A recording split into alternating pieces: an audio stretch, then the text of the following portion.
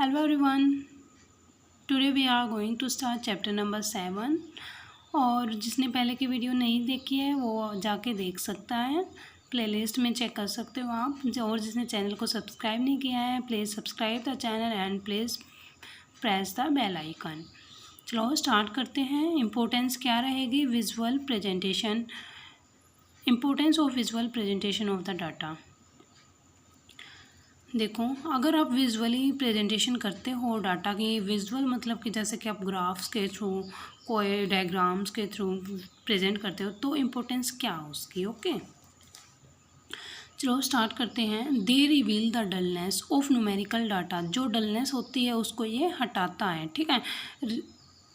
The data when presented in the form of diagrams and graphs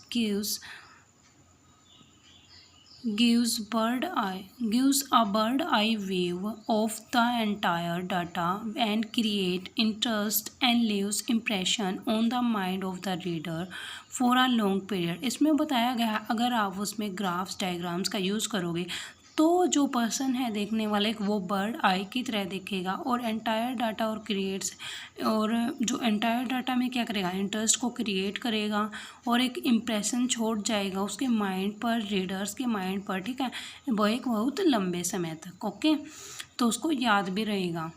they reveal the dullness of numerical data. Dullness जो हम diagram और graphs का use करेंगे तो जो person है, रीडर है, वो बर्ड आई की तरह देखेगा और उसके माइंड पर एक इम्प्रेशन छोड़ जाएगा जो कि लंबे समय तक रहेगा। नेक्स्ट है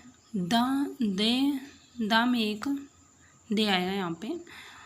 दे मेक कंपैरिजन ईजिली, और इससे कंपैरिजन ईजिली हो सकता है, हो जाता है, हो सकता है नहीं, होता है, ठीक है। डायग्राम्स और ग्राफ्स के थ्रू जो कंपैरिजन वो इजी कर सकते हैं, हम इजीली कर सकते हैं।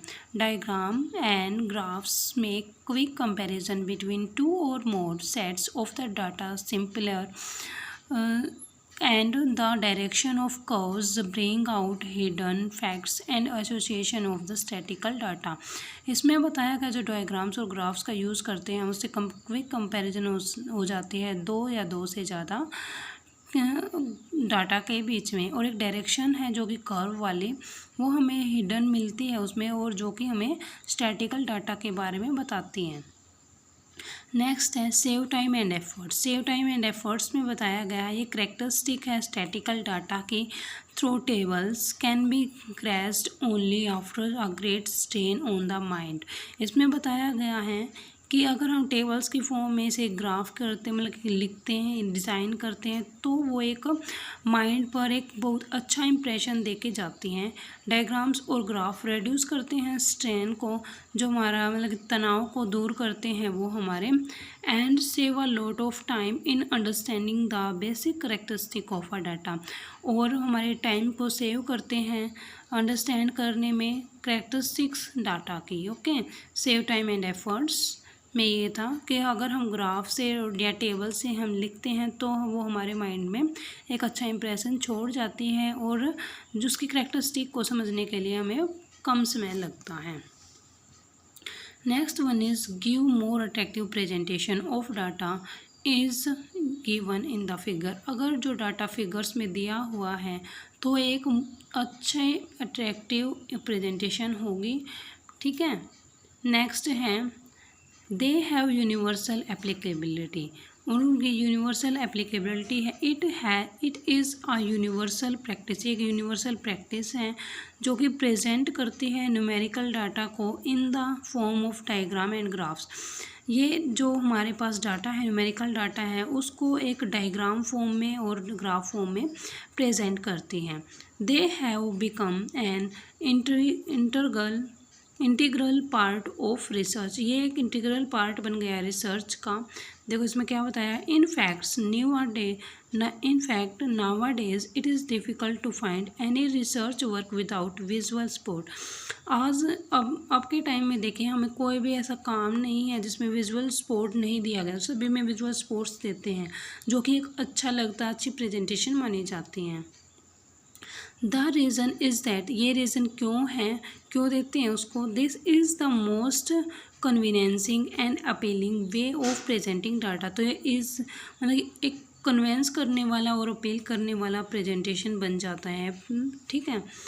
लेस एरर्स होते हैं इसमें और ये यूज़फुल होता है, जो पढ़े लिखे पर्सन्स नहीं है वो भी इसको समझ जाते हैं ईजिली, और हेल्प करता है ये डिसीजन मेकिंग में और इजी टू अंडरस्टैंड होता है। अब देखते हैं रूल्स क्या रहेंगे हमारे। रूल्स क्या रहेंगे प्रिपेयर करने के डायग्राम, ठीक है। डायग्राम को प्रिपेयर करने के रूल्स क्या हैं। You must have noted that the diagram must B geometrically accurate. आपने देखा होगा, नोट किया होगा, जो डायग्राम है वो जियोमेट्रिकली एक्यूरेट होने चाहिए। Therefore they should be drawn on the graphic axis, और वो जो हमारे ग्राफ्स हैं वो ड्रॉ किए जाने चाहिए ग्राफिक एक्सिस पर। जैसे एक्स एक्सिस पर हॉरिजेंटल लाइन होती है और वाई एक्सिस पर वर्टिकल लाइन होती है, या वर्टिकल लाइन पे वाई एक्सिस होता है, ओके। आप ऐसे भी बोल सकते हो। However the diagram are generally drawn on a plan paper after considering the scale. इसमें बताया गया है जो डायग्राम्स है वो प्लान पेपर पर बनाए जाते हैं कंसिडर करने के बाद, स्केल को कंसिडर करने के बाद, ओके। नेक्स्ट है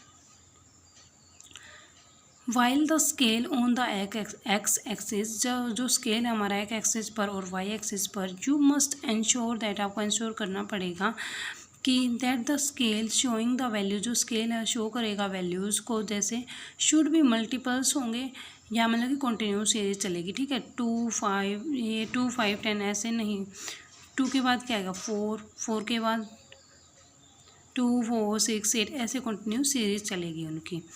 the scale should be clearly setup किया जाना चाहिए। एग्जाम्पल जैसे कि मिलियंस में हो, टन्स में हो, पर्सन लैक में हो, उनकी value of 1000 etcetera on the x axis. जो हमारी वैल्यू होती है, जो भी हम आइटम लेते हैं, जो उनकी वैल्यू होती है वो वाई एक्सिस पर रखी जाएगी, जो वर्टिकल है, ठीक है। The scale start from zero, जो स्केल है वो जीरो से स्टार्ट किया जाता है, और vertically scale is not broken, जो वर्टिकली स्केल है वो ब्रोक नहीं किया जाएगा। नेक्स्ट है इसमें every diagram must have a self explanatory title. जो भी डायग्राम होते हैं उसके पास अपना एक एक्सप्लेन करने का टाइटल होता है, which may be written at the top और the bottom of a diagram, जो टॉप या बॉटम ऑफ डायग्राम पे लिखा जाता है। Next one is in order to draw the readers attention, diagram must be attractive and well proportioned. इसमें बताया गया है कि अट्रैक्शन को ड्रा करने के लिए, अटेंशन को ड्रा करने के लिए रीडर्स के, उसको हमें अट्रैक्टिव और वेल प्रोपोर्शन बनाना चाहिए। Next one is different columns और sets should be used to exhibit various components of a diagram. जो डायग्राम में वेरियस कंपोनेंट्स होते हैं उनको एग्जिबिट, उन्हें अलग से दिखाने के लिए हमें अलग से सेट का यूज़ करना होता है। It is essential to choose a stable type of diagram. The selection will depend upon the number of variables, minimum and maximum values object of a presentation.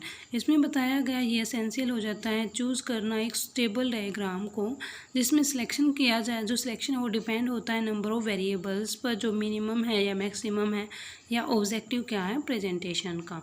तो ये हमारे रूल्स एंड इम्पोर्टेंस हमने chapter number 7 से ये करे हैं, जो कि इम्पोर्टेंट टॉपिक है।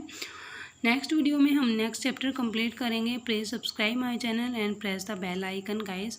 Thank you for watching this video.